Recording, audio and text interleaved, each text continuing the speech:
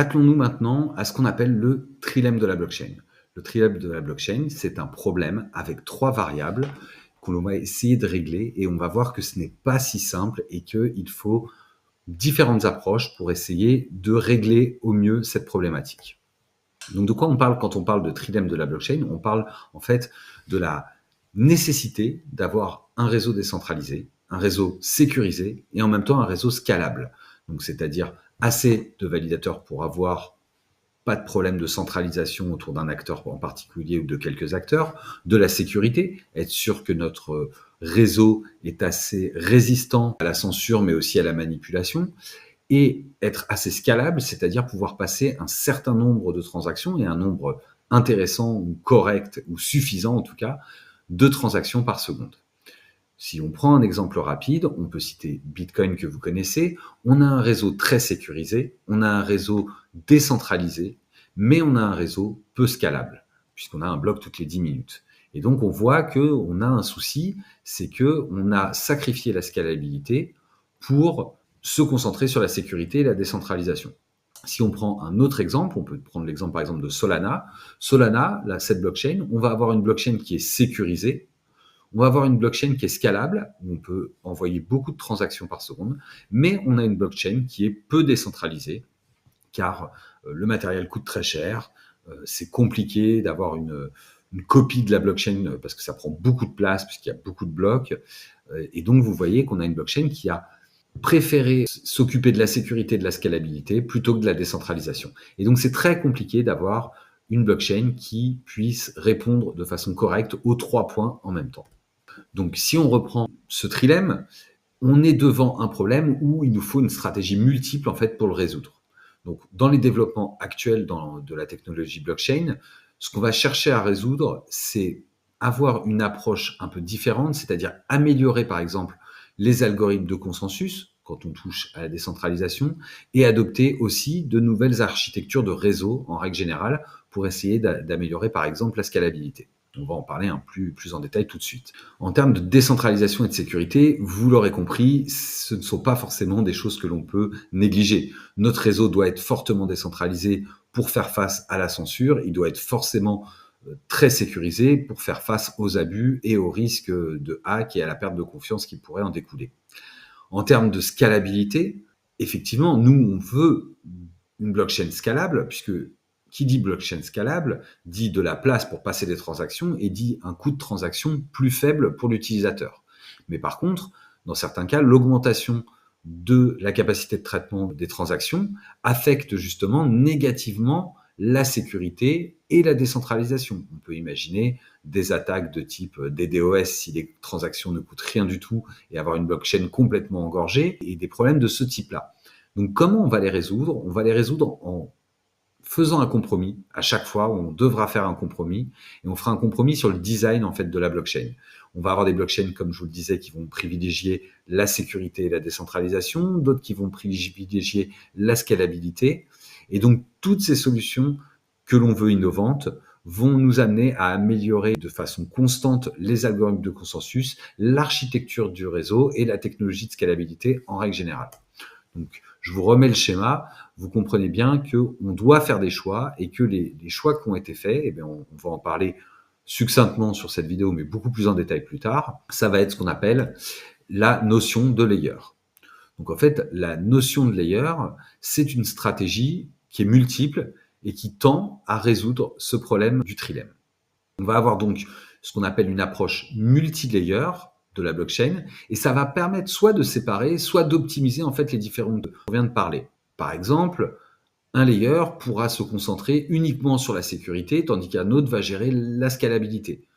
Ainsi, on peut dire qu'on a une solution qui est plus équilibrée du trilemme, mais on a aussi des réseaux qui vont avoir en fait une utilisation beaucoup plus spécifique, type par exemple quelque chose où on va se concentrer sur la scalabilité par exemple pour le paiement, avec la sécurité, et puis de l'autre côté, on n'aura pas besoin de quelque chose qui soit si décentralisé que ça, où on va avoir par exemple des réseaux sociaux, où ce sera pas la même problématique, on va pouvoir vouloir faire des swaps ultra rapides, donc avoir vraiment de la scalabilité. Et donc, ces solutions qu'on a trouvées, qu'on va appeler Layer 1 et Layer 2, eh bien, ça va être la réponse pour l'instant la plus efficace qu'on a trouvée à ce problème. Les solutions, par exemple, de layer 1, elles vont améliorer le protocole de base de la blockchain, tandis que les solutions de layer 2, en fait, elles vont avoir tendance à offrir, par exemple, soit des canaux de paiement, des moyens de gérer efficacement, en tout cas plus efficacement, les transactions. Et donc ça va être au détriment de la sécurité ou de la décentralisation de la chaîne mère. Mais c'est supportable si on délègue en fait la sécurité, par exemple, au layer 1, donc à la première couche qui serait une couche de sécurité, et une couche numéro 2 qui serait une couche, au final, de scalabilité. Par contre, ce qui va apparaître comme autre problème, parce que souvent quand on règle un problème, on en a un deuxième qui apparaît, eh bien, ça va être l'importance de l'interopérabilité. L'interopérabilité, c'est quoi? C'est l'interconnexion entre les différentes blockchains. Parce que le layer 1 est une blockchain, le layer 2 est une autre blockchain. Et donc, en fait, il va falloir que ces blockchains-là, non seulement puissent communiquer entre elles, mais aussi de façon sécurisée. Et donc, cette interopérabilité permet une répartition au final plus efficace des tâches et des charges de traitement. Donc ça, c'est essentiel pour gérer le trilemme. Mais en même temps, ça donne de nouveaux challenges, par exemple, en termes de sécurisation du layer 2 par rapport à ce qui va faire, qui va envoyer les transactions sur le layer 1. Est-ce que on aura, OK, une scalabilité qui est satisfaisante, mais est-ce qu'on aura une sécurité, même si elle n'est pas maximale sur le layer 2, qui sera suffisante pour dire qu'au final, ce qui est envoyé sur le layer 1 est assez sécure pour pouvoir être inscrit sur la blockchain layer 1. Donc ça, c'est toutes des problématiques qu'on verra beaucoup plus en détail plus tard. En tout cas, l'idée, c'est d'évaluer les solutions qu'on a actuellement. On a fait des progrès significatifs, mais comme je vous le dis, on est limité pour l'instant par les solutions qu'on a pu apporter au trilemme. Mais ce trilemme fait l'objet d'une recherche continue, aussi bien en termes de recherche et développement que d'innovation, pour développer des solutions qui sont encore plus complètes que celles qu'on peut avoir aujourd'hui. Je vous invite à regarder le site l2bit.com, l2bet.com, où vous avez tous les layers 2 qui sont expliqués et où on peut voir un peu les solutions qui ont été préparées. On reviendra dessus tous ensemble. Sur ce schéma, vous avez une modélisation un peu des layers de ce qu'on va appeler layers. Donc, imaginez que les layers 0, c'est ce qu'on va appeler du data transfert qui vont permettre de l'interopérabilité entre blockchain, entre protocoles, même entre langages des fois. Donc, on peut citer par exemple Cosmos ou Polkadot.